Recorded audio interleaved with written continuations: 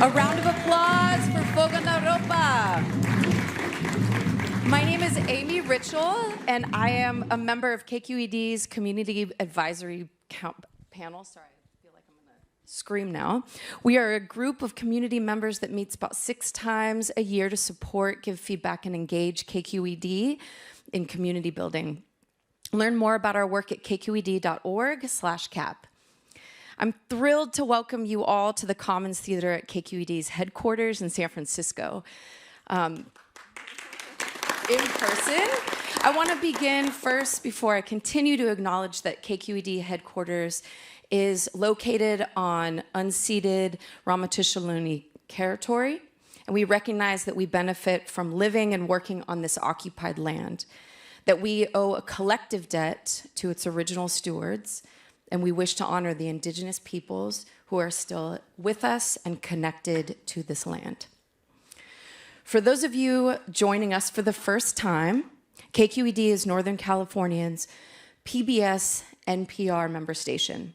KQED Live is our new multi-platform live events program that takes KQED's mission to inform, inspire, and evolve, makes it tangible through vivid conversation, screening, performance, and storytelling. Here in person and live streaming online at youtube.com, KQED Live, you can learn more about events and get tickets at kqed.org/live. Including the 2 events I am co-hosting on April 30th, all things Carnaval San Francisco. We want to thank the seasoned sponsors that make KQED Live possible: Asian Art Museum, Berkeley Rep, Comcast Business, and Oakland International Airport. We are so grateful for their commitment to supporting our mission of civic and cultural engagement in the Bay Area. We want to thank all of you for being with us tonight and for engaging with KQED on the radio at 88.5 FM, on television or streaming online, in your podcast feed, or at kqed.org. And if we bring value to your everyday life, I want to encourage you to consider becoming a KQED member. You can find out about how at kqed.org/donate. So we're all gathered here to listen to the vibrant story of Carnaval. With over 40 years in the Mission District, Carnaval is the largest multicultural festival on the West Coast. Tonight's event is hosted by KQED in Español's reporter Carlos Cabrera-Lomeli. So let's invite him on the stage. Thank you so much. Hola, hola, buenas noches. Buenas noches, everybody. How are y'all doing? How's the crowd feeling tonight? It's Noche de Carnaval. Here we are gathered to celebrate Carnaval. It's an institution that has brought joy, that has brought happiness, music to the mission for 40 years, as y'all heard. Y bueno, primero quiero darles la bienvenida a todos ustedes y todos los que están aquí presentes y también quienes nos están viendo desde su casa. On behalf of KQED, welcome to all those present here and those watching us from the comfort of their homes. So, also, I'd like to thank Amy for that very kind introduction. And also, let's thank, with an applause, Fuego na Ropa for that incredible way to start the show. Un aplauso para Fuego na Ropa, que comenzó esta noche de una manera increíble. Y bueno, before we get started with the rest of the show, I want to point out that this is a completely bilingual event. So whatever I say in English, I'll repeat after in Spanish. Quiero recalcar que este programa es completamente bilingüe. Entonces, lo que diga en inglés, luego lo voy a repetir en español y viceversa. También voy a estar traduciendo lo que dicen nuestros panelistas. I will also be translating what our panelists say in our conversation. So, tonight we honor the past of Carnaval and imagine the future of this emblematic San Francisco institution. Hoy honramos el pasado de Carnaval y miramos hacia su futuro de esta institución que representa a San Francisco. This celebration has brought music, dance, art, food, and so much more to the city for decades. To better understand the impact of Carnaval, we followed Rodrigo Ehecatl Durán, Carnaval's executive director, and one of our guests tonight around the mission. We filmed our conversation with him as we visited the neighborhood's most iconic murals. So let's roll the clip. Bueno, esta celebración ha traído música, danza, arte, comida y mucho más a la ciudad por décadas.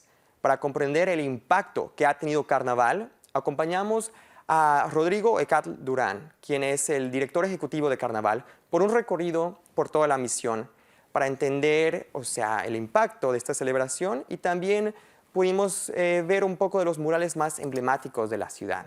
Entonces, veamos el video. Let's roll the clip.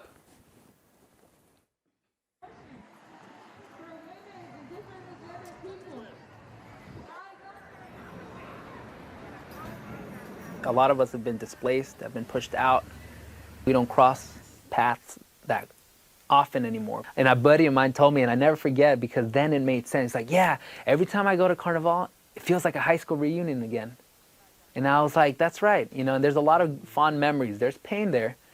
And this is a space to reconnect.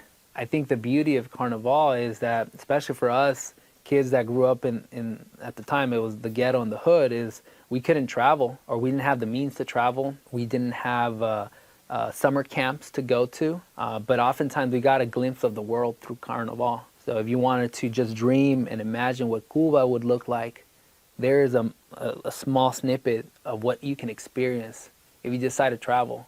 But in the meantime, you have the privilege of seeing something that often in a lot of places in the U.S. you won't. And you see a variety. You see all 23 different Latin American countries and the Caribbean. To live in San Francisco and be a person of color is to resist. However, we're always in the midst of resistance. We're also thinking, dreaming, and talking about thriving. And when we look at where we were during the pandemic, we created resource fairs in the middle of the street because that was a way that our people can get information in an accessible manner and a culturally relevant way. Now that we're moving into maybe something closer to normal, what we're playing, what the artists are doing and what the drummers are doing is reminding the community that we're here. With the Grand Parade is telling folks that have been displaced and those that have displaced people that there is a history that is way deeper than, you know, the 5-10 years of this tech boom in this neighborhood. The stories go deep, further all the way down to the Alonis.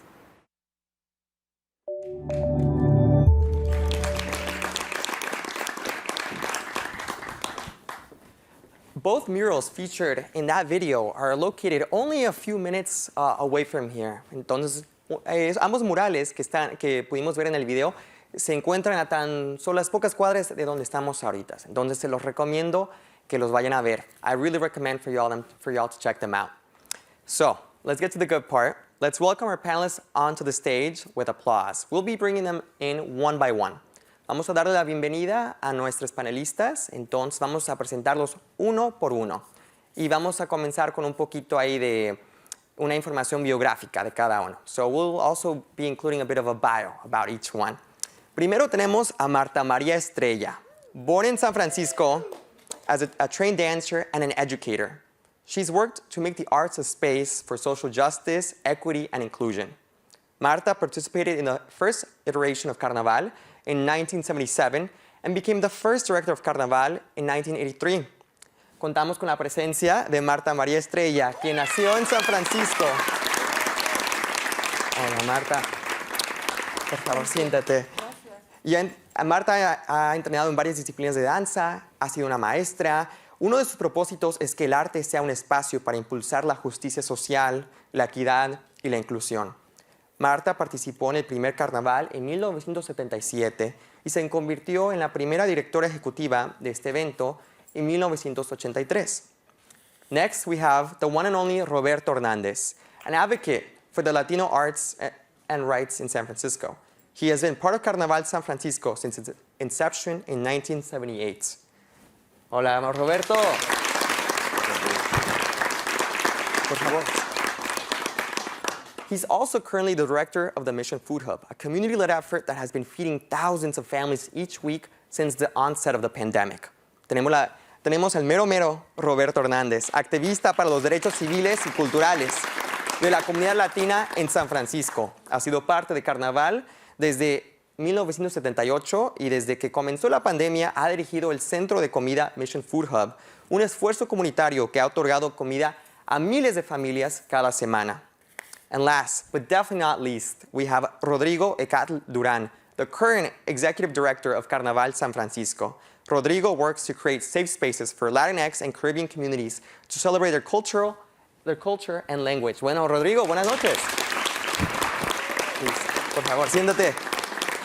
Rodrigo is also part of the Calle 24 Latino Cultural District and a member of the KQED Community Advisory Panel. Y por supuesto, bueno, también ya te presentamos en inglés, pero ahora en español. Rodrigo, ahora ya eres el director ejecutivo de Carnaval San Francisco y también pues te dedicas a crear espacios seguros para que la comunidad latina y caribeña exprese su cultura y su idioma. Además, forma parte del Distrito Cultural de la Calle 24 y es un miembro del panel comunitario que apoya a KQED. Bueno, pues ya ahí me integro a ustedes y pues un aplauso para nuestro panel, por favor. An applause for our panel. Bueno, I mean, qué placer, qué deleite tenerlos a los tres. It's a pleasure to have the three of you here. Ambos son, o sea, figuras tan emblemáticas para Carnaval. Y'all have played such a critical role in making Carnaval what it is right now. But the first thing I want to ask, lo primero que quiero preguntar es, ¿cómo fue que primero se integraron a Carnaval? How did y'all first get involved with Carnaval? And why? Y bueno, comenzamos contigo, Marta, por favor. Okay. I was born and raised in the Mission. And in the Mission, my generation had that struggle of justice and Cesar Chavez. And I love to dance. And I love theater. And I would always be performing wherever I could. I met Gloria Tulsi, who was from Trinidad, who was my master teacher. And she and we developed a group called Bacchanal. And there was already venues for Carnaval in theaters, but not Carnaval en la calle. In 1977, in the Western edition, we had a Carnaval that was mixed with Trinidadian, basically Trinidadian, and then we had rumberos. We had a Panamanian contingent, and it was on McAllister. It's like three blocks or 4 blocks, you know, but we partied, you know, and that was like, wow, you know? Yeah. And then it cooled down for 2 years, and then Marcus Gordon and Adela Chu said, let's do Carnaval in the Mission. You know, the first Carnaval in the Mission came from there, but already there was venues, little small venues and pockets of people wanting it. So we had Carnaval in the Mission, and it was like incredible. It was just a few of us around Persida Park, and she'll talk more about that. And then in the 80s, 1980 was my favorite Carnaval of all the, how many now? 50, 43, how many? 44. 44. Because the city didn't want to give us Mission Street. They just wanted to give us half of Mission Street. You know, and already Mission Cultural Center got involved and all these little, you know, organizations, and our floats were like, we looked like cows in a truck because we didn't have that, you know, knowledge yet. But we partied, and what happened is when we partied, we took over the street. Like everybody that was on Mission Street danced. There were no barriers, there were nothing. And it was like such a high. We danced all the way up to Dolores Park. Well, Dolores Park was covered with people, and everybody was dancing. I mean, we left the park like, you know, like ground, you know, because we danced so much that the grass, we lifted up the grass. But it was dynamite. And then after that, you know, they took it to Civic Center. And that kind of hurt us all, right? Yep.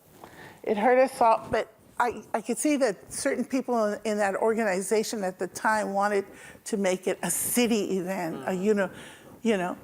But it is a city event in our hood, in our Mission, in our neighborhood, you know, thanks to Robertito here that got it back, you know? Yeah, yeah. So that's how I started. And then in Wow. 1980, I got the position. Okay. Bueno, thank you, gracias. Y bueno, ahorita un resumen rápido en español. Y if I miss anything, please let me know. Bueno, entonces, Marta, ahorita nos estabas comentando que, o sea, el carnaval, como se conoce ahora, tiene raíces en el Western Addition, en lo que se conoce como el Fillmore. Ahí que había pequeñas versiones de carnaval, ahí dentro de teatros, ahí con mucha influencia de la comunidad de Trinidad. Y que por varios años así se llevó a cabo hasta que hay varios miembros de la comunidad dijeron vamos a traer eso a la misión. Y la primera vez que se llevó aquí en el distrito fue en el Parque Presita, ahí que está muy cerca de acá. Y bueno, y entonces así se llevó por unos cuantos años en la misión. Luego fue que la ciudad dijo que se haga en el centro cívico. Sin embargo, eso trajo bastantes complicaciones. Y ya que pues, es posible llevar un evento para toda la ciudad en el barrio, en la misión. No tiene que ser en el centro cívico, no tiene que ser en el centro de la ciudad para que incluya a toda la ciudad. Y gracias a los esfuerzos de Roberto se pudo ahí devolver a la misión el evento. Y bueno, y entonces a principios de los 80 fue cuando asumiste el cargo de directora ejecutiva. Yeah, fui la directora. Fue muy interesante. I'm a switch thing. It was in 1983 that I became the director. Prior to that, the majority was volunteers. You know, Carol Deutsch was very instrumental in helping me because although I was a dancer and I organized performances and everything, I didn't really understand the logistics. And I mentioned that we're a neighborhood of justice, si se puede. I was asked to get the licenses, right? And so I'd go to Bryant and I'd say, you know, I want a parade permit and a sound permit because we're gonna have Carnaval. And they were like, Carnaval? That's not a parade. That's like, you know, like a still thing. And no, it's this and that. And then I'd go to the commissioners and they would constantly say, no, no, no. Because I didn't have a body of people. It was just me. You know, but I did it anyway. And I mean, I was like terrified. My knees would shake and, you know, but it was important. You know, it was, I could see the vision, you know. So we got it. And then when I applied for the job, they asked me all these questions and they said, okay, here's the most important question. They said, tú tienes tus licencias para el carnaval. Vas a estar allí a las 6 de la mañana, te van a poner el estadio, el equipo para el sonido y todo.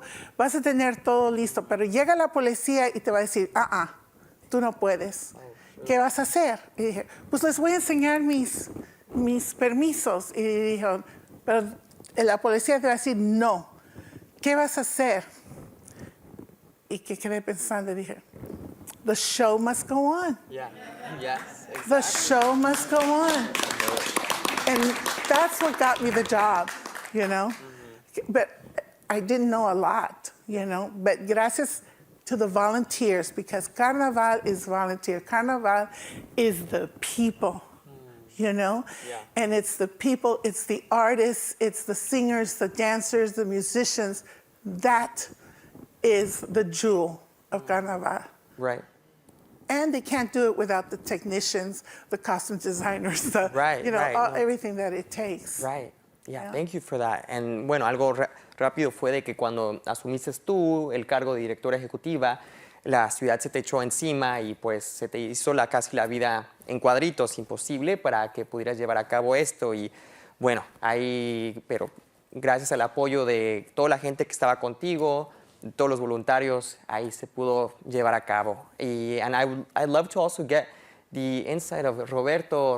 Roberto, you know, growing up in the mission, and I grew up on Florida, so we'd wake up and hear the, you know, tambores, everything on Harrison, because it was just a block off. And, you know, as a kid, you were the first person I'd see at Carnaval every year. But I'm curious, how did you get? ¿Cómo fue que tú te involucraste en Carnaval? Ahí estaba contando algo de que cuando ahí, bueno, yo me crié aquí en la Misión, en la calle Florida, y pues en las mañanas nos despertábamos con los tamboristas todos practicando para Carnaval. Y cada vez que yo iba, era Roberto quien siempre asociaba, bueno, las caras que asociaba siempre con Carnaval. No, Roberto, ¿cómo fue que tú comenzaste con Carnaval? Well, like Martita, I was born here in the Mission too, and in fact, she knew me since I was a little. And she actually took care of me for a while, and so we have she's like my older sister, you know, and I have nothing but love for her. And I got involved because at that time I was working at an organization called RAP, the Rural Alternatives Program, and I was already playing guitar and I was playing bongos, and I loved. You know, from boleros to salsa to all kinds of different Latin American music. And so when I heard about Carnaval, I was like, I lit up, you know. And Carol actually called me up and said, hey, would you come and to the committee? And so I went to the committee and they go, hey, will you be in charge of security? And I'm like, I don't want to be in charge of security. I want to get a Roomba shirt, you know, and I want to play like Ricky Ricardo, you know. And but I ended up getting getting the security together at Presida Park and got a couple lowriders because lowrider was really happening back in the days, and so I got some lowriders to be in the parade and then talking about Dolores Park, that was just so beautiful to just see the greenery. And actually, somebody took me to the top of the hill, and they looked down and just see all the people dancing at Dolores Park. Because a lot of us grew up in Dolores Park playing percussion and dancing and cutting school, so it was beautiful to see this energy at the park. And then, you know, like Martita, I was one that was against going to the Civic Center, you know, but you know, and finally. I was the one that said, no, we got to bring it back to the Mission and forget about the city and forget about the police. We will fight them. Because we were already fighting the police because of what was going on Mission Street and them shutting down the street from us low riding. So we already had a movement. We already had all this organizing effort that was going on. And so we did. You know, I went and I've filed for the permit to do the parade on Mission Street, and then to do the festival on 24th Street, which was really radical, right? And pushed and fought, and we got the permit. And like Martita, you know, of course, the police were like before, just constantly, just you know, calling me and saying you can't do this, you can't do this, you can't do that, and you know, at the end of the day, we did whatever, you know, we just did it, you know, right. I remember one year the sergeant told me that he was going to arrest me if we did again what we were doing, and so I got a lawyer and sure enough that morning he was going to arrest me, and the lawyer was with me, so the lawyer told him, well, you can't arrest them, it's illegal, they have a permit. You know, you can't, and he got so mad, you know, that you know that they couldn't, the show went on, you know, and so finally the city realized that there was no way to stop this. It was growing so rapidly every year that they basically said, all right, well, we need to create a plan. And so we moved it to Memorial Day weekend because there was nothing happening in San Francisco for Memorial Day weekend. So we picked the winter weekend, right? And then the second thing was that I went and scouted the whole neighborhood, and Harrison Street, if you remember at that time, was an industrial street. And in fact, it had railroad tracks, you know, and there wasn't a lot of housing. It was just a lot of old vacant warehouses that the railroad tracks used to deliver products on that street. Exactly. And so I picked Harrison Street because I thought it was wide, you know, and it didn't bother anybody, and figured, you know, that it was a best place to do it. And so the city agreed, that we would then do the parade down Mission Street, up 24th Street, and then have the festival. And the vision that we had at the time, that it would grow from a one-day festival to a two-day festival. And we made that come alive. And the rest is history, Wow. Thank you, Roberto. Un aplauso, for that history. Y bueno, un resumen rápido en español, y Roberto, si se me olvida algo, pues tú me ayudas, ¿sale? Pero bueno, entonces ahí Roberto, todo comenzó, bueno, o sea, gracias a la conexión que Roberto tiene con Marta, se conocen desde hace chiquitos, y pues ahí se conocía de estos eventos, de que se iba a llevar a cabo un carnaval. Roberto quería involucrarse. Aquí ya está llegando nuestro amigo. El emperador. Bienvenido a su majestad. Y bueno, y entonces ahí Roberto se quiere involucrar en los primeros carnavales y pues le dicen que si puede ayudar con la seguridad. Y dice, ¿qué voy a hacer ayudando en la seguridad? Y bueno, pero entonces así también ayuda a involucrar a los lowriders y poco a poco, o sea, ahí comienza pues a ayudar poco más en todos los aspectos. Y cuando es que se va a carnaval al centro cívico, pues, o sea, Roberto ve lo que está pasando, o sea, que no tiene sentido que se lleve a cabo allá, porque pues está fuera del alcance de gran parte de nuestra comunidad latina. Entonces ahí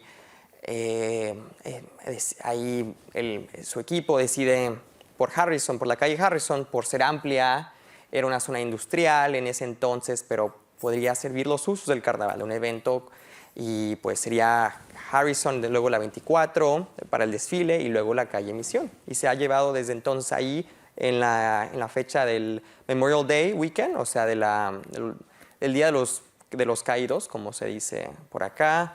Y pues desde entonces es historia, como dijo Roberto. Y es una pregunta que tengo ahí. Bueno, pero Rodrigo, quiero saber ahí cómo te involucraste tú, Rodrigo. I want to hear how you got involved. And if you could also tell me, o sea, a little bit more also why it's important that it happens in May. Porque, in Latin America, most of the time, Carnaval happens in February, antes de Cuaresma, before Lent. But as San Franciscans know, in February, o sea, hace muchísimo frío para estar bailando. So it's a little too cold. Pero bueno, tú dime, Rodrigo, how did you get involved and why May? I'm a Carnival baby. My mama, who's right there, she was, and my father, who's there as well, she was pregnant, 7 months pregnant on a float with me 30 plus years ago. And I was already hearing the rhythms of the drums that Roberto gravitates towards, the drums that you followed. Mm-hmm. It's a universal instrument. And we utilize the drums for danza azteca, traditional Aztec dance. And so my family comes from that lineage of danzantes. So I just grew up being immersed in Carnival. I'm a seed, right? Or the flower from the seeds that these two fellows, señorita, planted for maybe 2 decades at the time. And I just remember after doing danza azteca, I got involved with doing Brazilian capoeira. Mm-hmm. Because Carnival allowed anyone to explore and learn about different cultures. And I did Cuban salsa. Right. And then I've done, samba. And so really, it's really filled my soul with a diverse array of culturas, languages, Because of Carnival, it planted that seed for me to travel. Yeah. And I studied abroad in Brazil for a year in Rio de Janeiro. And I created family out there. I have family there now. I can say that I'm connected to different parts of the world, being of Mexican descent, but feeling like a person from the Americas and feeling like someone from around the world. San Francisco. It's San Francisco. Exactly. Yeah, in a nutshell. Wow. And why is it done in May? Right. Going back to the final question, because it rains, right? And it's cold, como dijeron. Mm-hmm. Right. And even in May it gets cold. You just never know with San Francisco. But the show must go on no matter what. That's it right. always happens. That's right. Like, I think, Roberto, you have a line. It's like, you can't cancel Christmas, you don't cancel Carnaval, right? That's right. Ya, no puedes cancelar la Navidad y ni tampoco puedes cancelar Carnaval. And, bueno, un resumen rápido de lo que dijiste And I ahí, just want to Rodrigo. add real quick about Yeah. generations and cycles and babies. Yeah. You know, my wife is pregnant right now, Wow. Maria Calero. Felicidades. And we're going to continue that tradition as well. It'll be maybe a fourth or fifth within Carnaval. And that's the beauty Yeah. of it. Wow. Wow, wow. Now that music, that rhythm, that art runs through the veins of your little one. Yeah. Right? Wow. Yeah. Gracias. Yeah? For you. Ok, bueno, entonces, un resumidito rápido, pues Rodrigo, o sea, tú naciste en esta generación donde ya Carnaval existía y gracias a tu padre, a tu familia, en que vienen de un linaje de danza azteca, ahí pues te involucraste a través de tu participación en la danza azteca y poco a poco también te fuiste involucrando en otras danzas, o sea, la samba, otras danzas así a lo largo de Latinoamérica. Y eso te inspiró a viajar y conocer más de Latinoamérica, gracias ahí a esa marca que dejó Carnaval en ti. Y te fuiste a Brasil, formaste una familia ahí y ahora has regresado acá. Y con ese amor por Latinoamérica, también lo tienes por Carnaval. Y bueno, ahora agregar para lo de mayo es porque, pues, como mencionamos, hace bastante frío en febrero y quizás un poquito menos en mayo, nunca se sabe. Pero como dijo el compañero Roberto, ahí el show tiene que seguir, Carnaval tiene que seguir. Right. Y bueno, so that kind of takes me to the next question, which is, I'm thinking of the, many of the artists who perform at Carnaval. So, we have La Doña, Oscar de León, Los Tigres del Norte, all, really big names, but we also have a lot of, lesser known names, right? A lot of up and coming artists. And so I'm curious how Carnaval has served as a jumping pad, as a platform to support artists, artisans, performers, small business vendors. Because, you go to Carnaval, it's not just el desfile, it's not just the parade, it's also,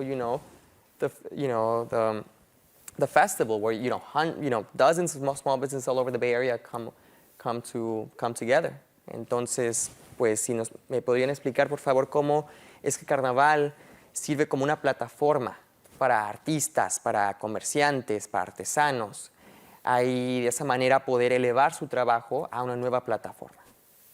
I'll just quickly say, just everything's interrelated, and that's the one thing that I've learned and understood through like the conversations and teachings and mentorship, that businesses, artists, residents, activists, we're all really a network. And we feel like the displacement because then that web gets untangled and we understand the impact right away. And so for us, it's important that they are all interwoven and taken care of. And I'll leave with that, and I know we can have more. Yeah, o sea, es una red entre los artistas, entre los comerciantes, entre artesanos, todo está interconectado y se tiene que entender como un ecosistema, Carnaval, ¿no? Y aunque nuestra comunidad esté enfrentando el desplazamiento, el hecho que estos espacios existan para que esta red se apoye entre sí, vale mucho la pena. Just from the very, very beginning, because I think you really have it down, but the very, very beginning, we didn't have money to pay or anything. And it was really important to showcase, to treat the artists like they were the bomb, Batucaje or Bacanal, and so any kind of publicity, any kind of, and then businesses, I remember Sophia's Pizzeria. He came to my office and was like, what can I do, And I said, give them pizza, I mean, and it's so interwoven. It's so, it's beautiful. It's really, really, really beautiful. But I want to hear. So, you just like took me back, and I want to honor Raul Rico, and may he rest in peace. But Raul Rico was one of the first percussionist that was part of Carnaval at Presidio Park, and John Santos and Carl Peraza and a whole lot of others.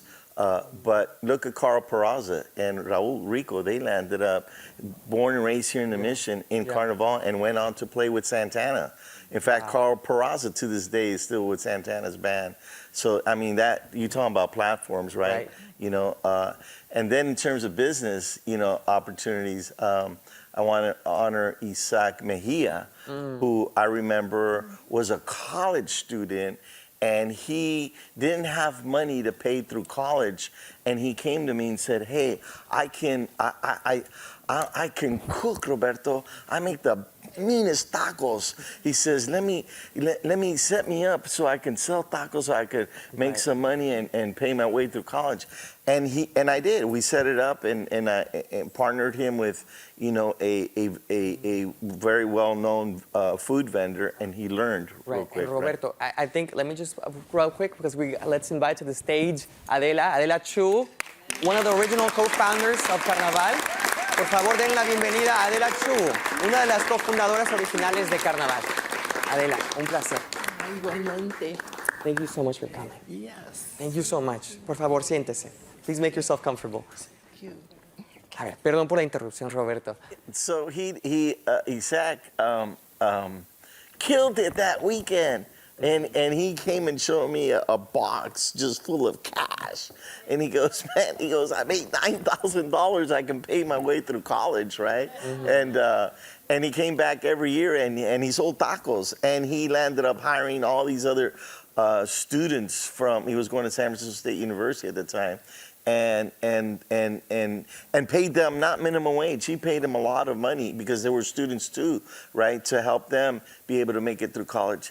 And fast forward, Isaac landed up opening the first Latino restaurant at San Francisco State University. Wow. You know? Oh, wow. And then went on and he opened up several Latino taquerias and restaurants, and hired people from the neighborhood. And not only that, but he became an entrepreneur teacher and taught others how to open up and start their own Latino businesses. So Carnaval has, as you know, it's had its, you know, from the artists, you know, Carl Peraza and Raul Rico and John Santos and so many others, you know, musically that have traveled around the world, you know, and so it's been the feeding ground, right, to showcase and to elevate, you know, the beautiful roots and the heart and soul in our spirits that here it made in the Mission. Right. Wow. It's a form of mutual aid, of the community coming together to create something with, you know, the little each person may have to create something much bigger. Bueno, una traducción rápida, pero pues, o sea, la respuesta de ambos fue de que, o sea, Carnaval ha sido un espacio en que artistas, comerciantes, todos han podido venir para contribuir ahí los recursos que tienen a su disponibilidad. O sea, un negocio de pizzas puede servir pizzas. Hay un joven músico puede ahí traer su música, sus habilidades de negocio y crear algo mucho más grande. Y bueno, I just want to transition to Adela. Again, thank you so much for being here. Gracias por estar acá. Y creo que aquí detrás de nosotros tenemos una imagen ahí de uno de los primeros carnavales. One of the first carnaval images. And I'm really curious, Adela, tengo la curiosidad, si puedes compartir con nosotros one of the memories you have that you still keep of those first carnavals, de sus primeros carnavales, que es una memoria que todavía atesoras. Well, I have so many memories. Like, for one thing, the first Carnival, we put it on without one meeting. We didn't have a sit-down meeting at all. It was done on the phone.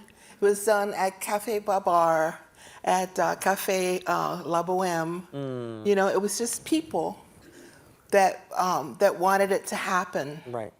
And we got our permit. Pam Miner got our permit. Hell yeah. And Pam Miner is one of the first people. Pam and Marcus and myself. And Elaine Cohen, who nobody knows about, but she's a writer and a good friend of mine and just somebody who really dreamed a dream, right?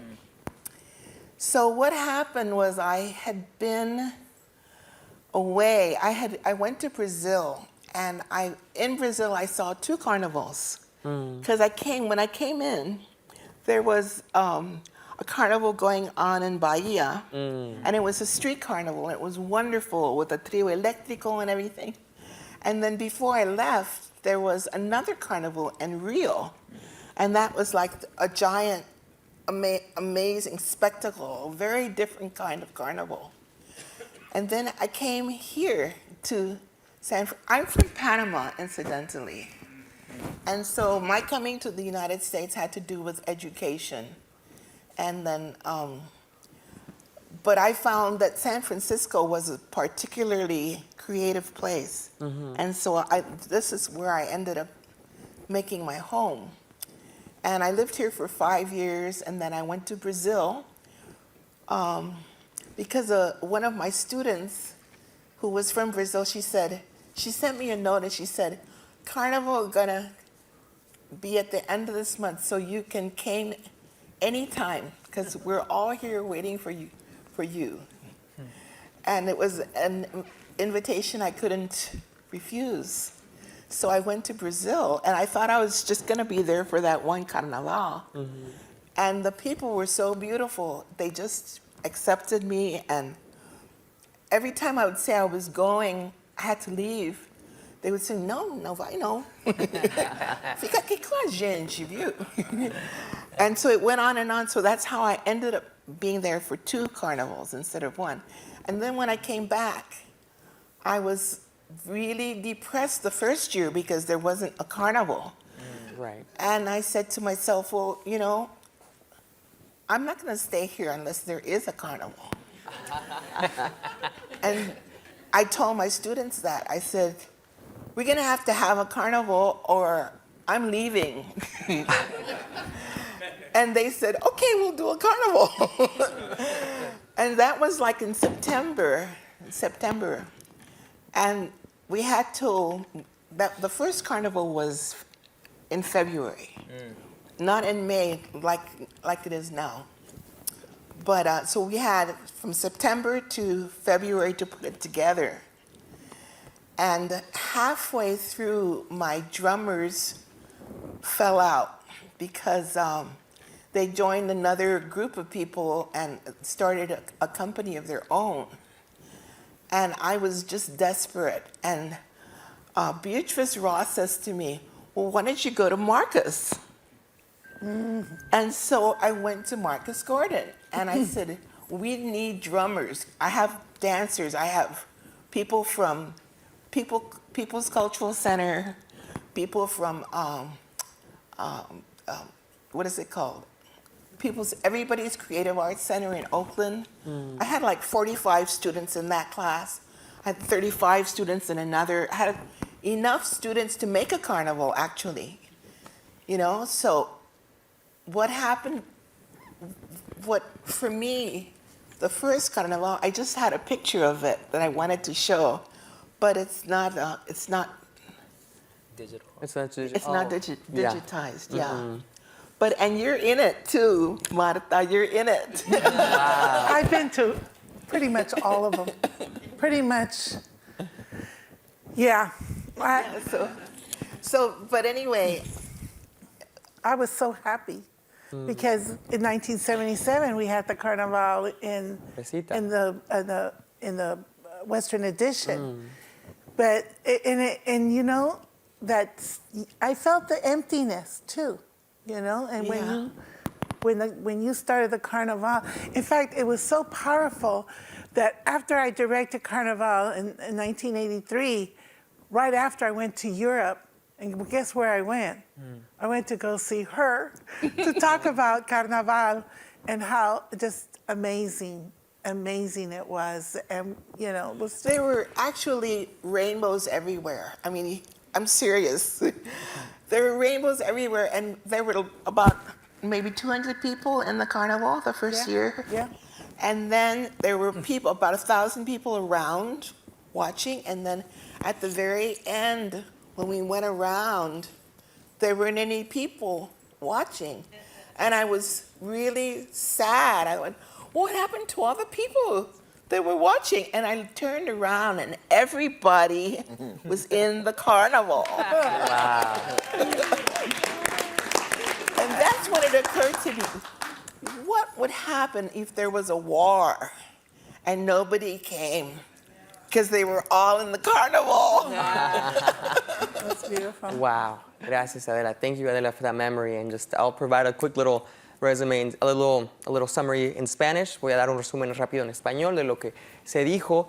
Y bueno, Adela compartió con nosotros que, bueno, o sea, de orígenes panameños, ella primero, pues, vio uno de sus primeros carnavales en Brasil, en Bahía, uno en la calle, y regresó a San Francisco un poquito deprimida porque, pues, ya no tenía eso acá, no se veía eso, y le dijo ahí a sus conocidos, a sus estudiantes, que yo me quedo acá solo siempre y cuando haya un carnaval, si no me voy.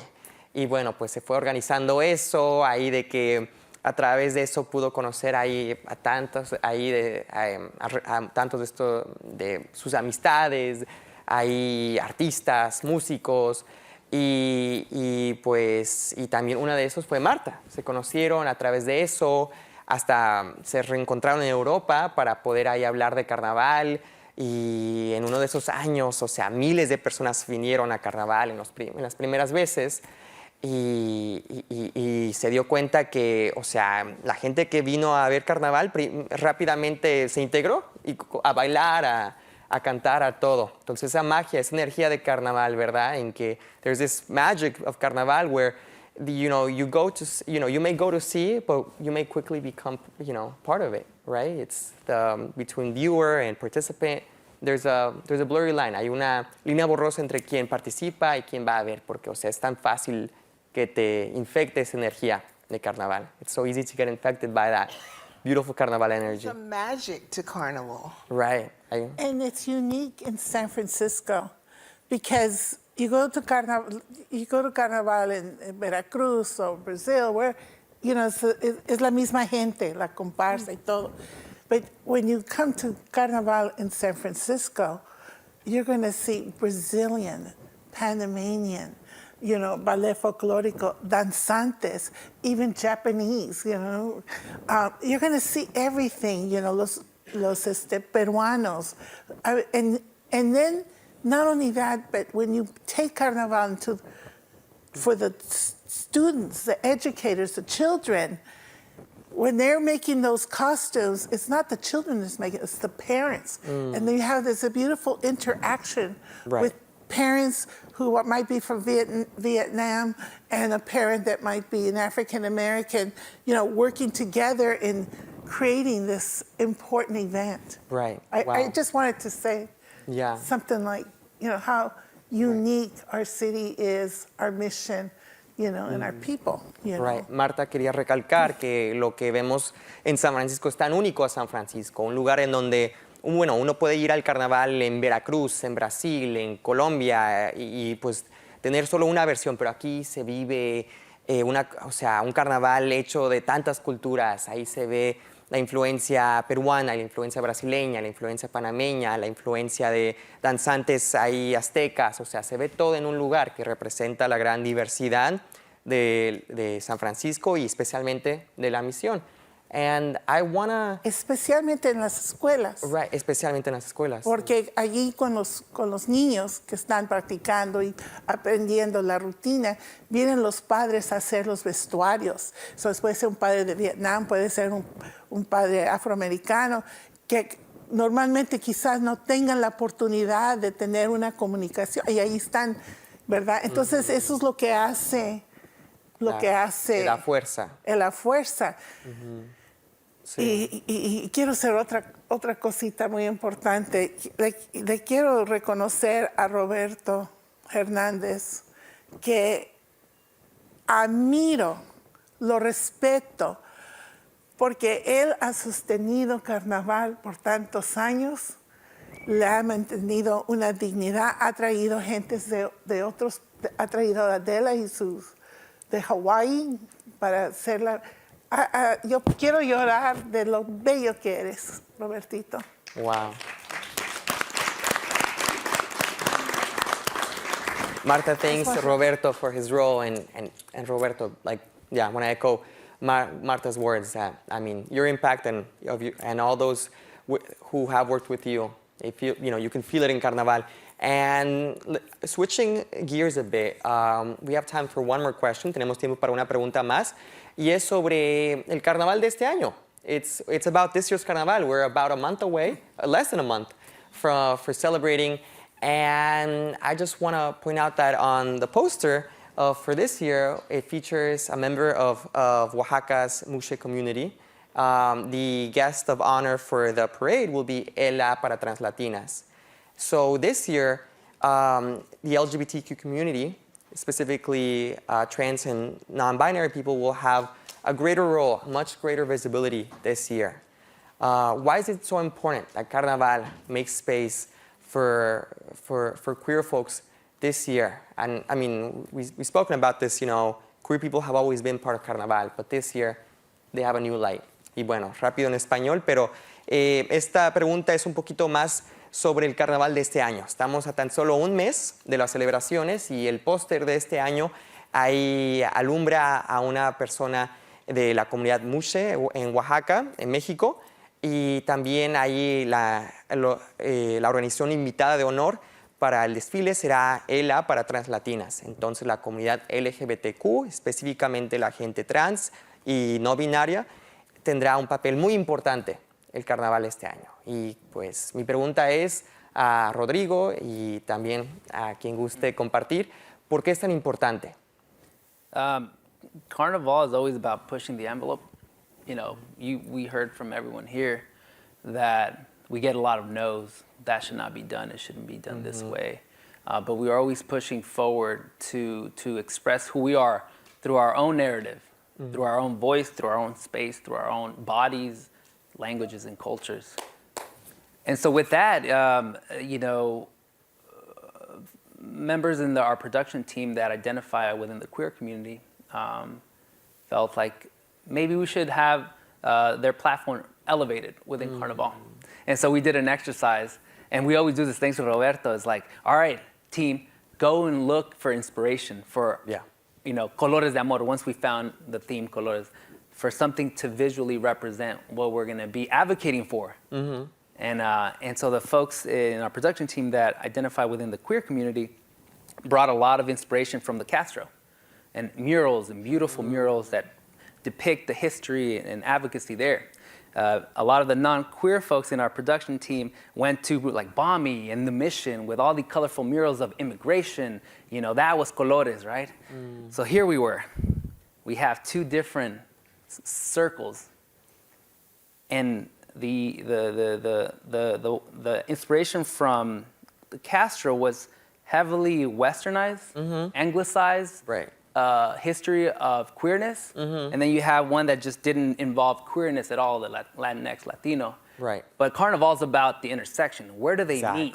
And where does those conversations make sense to us as a people? And so that's where the image of a mushe came to mind for us. In Oaxaca is a third gender that has existed within an indigenous community for hundreds of years ago. So all of these conversations are not new to us, you know, that we've always been here. So let's talk about them in a way that makes sense to us. And so when we talk about whether it be the LGBTQI, the cannabis garden that we're bringing to Carnaval, the tech and gaming pavilion, is how do we talk about those subjects in a manner that's culturally relevant to us? People that look like us that will talk about it and advocate and push the envelope forward. And that's why. Yeah. Bueno, ahí para recapitular, o sea, Rodrigo mencionó que siempre es tan importante que Carnaval, o sea, rete lo que se acepta, lo que es normal. Y bueno, parte cuando el equipo de Carnaval estaba planeando el tema de este año, el cual es Colores de Amor. Sí, exactamente, de que bueno, pues el equipo fue a buscar inspiración por toda la ciudad para ver cómo se podía representar este tema, el tema de este año. Y pues quienes son parte de la comunidad LGBTQ fueron al distrito de Castro y pues trajeron esas imágenes de la historia, de esa lucha, de la lucha de la comunidad LGBTQ aquí en la ciudad, en el país, mientras quienes no integran parte de esa comunidad también fueron al callejón Balmy, donde se ven esos grandes murales de la misión. Y bueno, o sea, cuando regresaron se dieron cuenta que se tenían que conectar, tenía que haber una intersección y dar a conocer, celebrar esa historia, ese rol que ha tenido la comunidad latina LGBTQ. Y además de eso, siempre se trata de poder hablar de esos temas de una manera relevante culturalmente, que respete ahí a nuestra cultura, a lo que conocemos. Y eso se ve por todo el carnaval.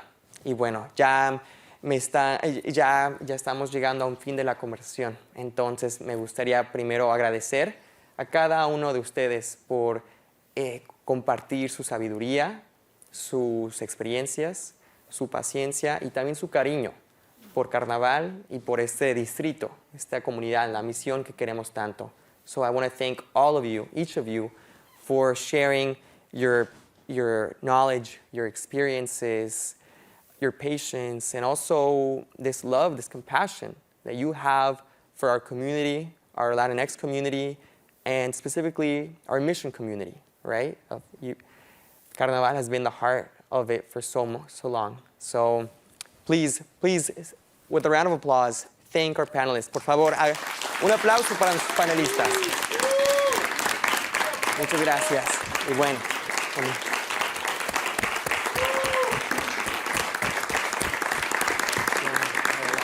Gracias. Oh, thank you. Roberto. Oh, no, man. I want your energy. All right. No, un abrazo. Adela, un placer poder conocerte. Igualmente. Gracias. Muchas gracias. Y bueno, ahorita, mientras nuestros panelistas regresan, todavía no se acaba el evento. ¿A dónde van? Where are y'all going? The event's not over yet. Please sit down. Did y'all think that was it? We have so much more. All right, a little bit more, and it's the best. It gets better and better. So, si pueden, por favor, sigan en sus asientos. Although for this part, if you do want to get up, let's make sure that you do it so you can dance. Bueno, entonces, I have the honor, tengo el placer de ahorita compartir el escenario con el rey y la reina de Carnaval 2022. Hola, José, un placer. Wow. Se ven, y'all look beautiful. Se ven hermosos y felicidades. Congratulations for this. Es un increíble honor. It's a great honor. Y bueno, mi pregunta es, ¿qué fue lo que los inspiró a salir de sus casas esta mañana y participar? What inspired y'all to come out here in the morning? For those who weren't following what happened here in the morning, KQED was where the competition for King and Queen of Carnaval happened this morning. Gracias, Rodrigo. And so my question to our King and Queen is, what inspired them to come out and participate?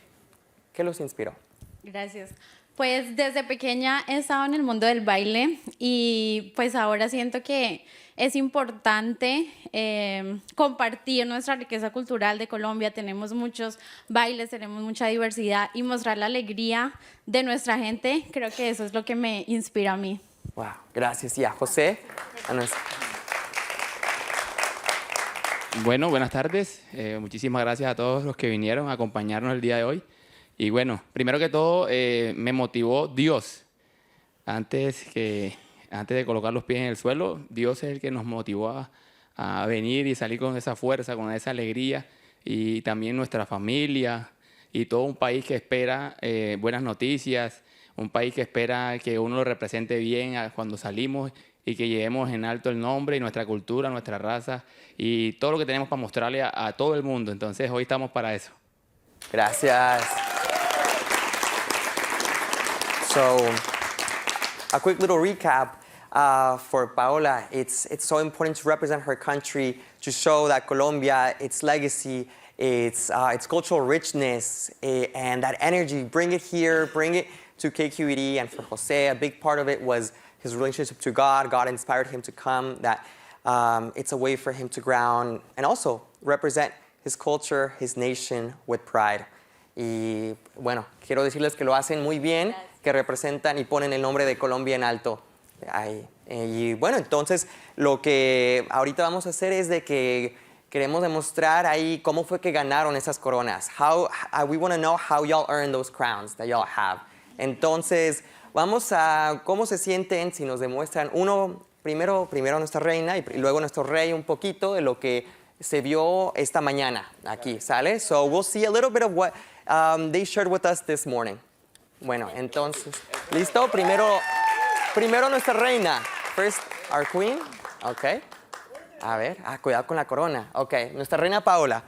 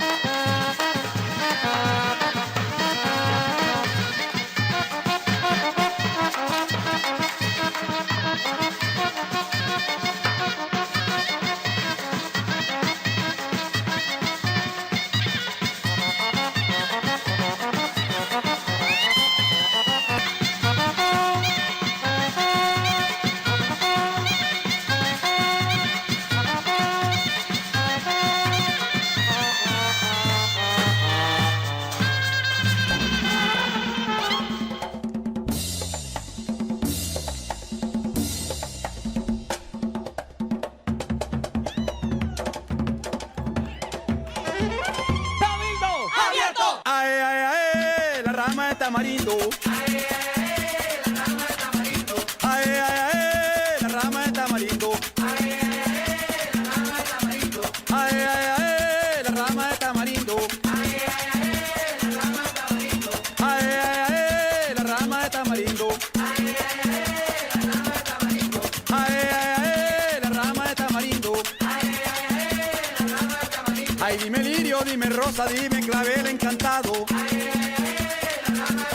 Ay, dime lirio, dime rosa, dime clavel encantado. Ay, dime cuál es el remedio para el hombre enamorado. Ay, dime cuál es el remedio para el hombre enamorado. Ay, mi señora, mi señora, mi señora.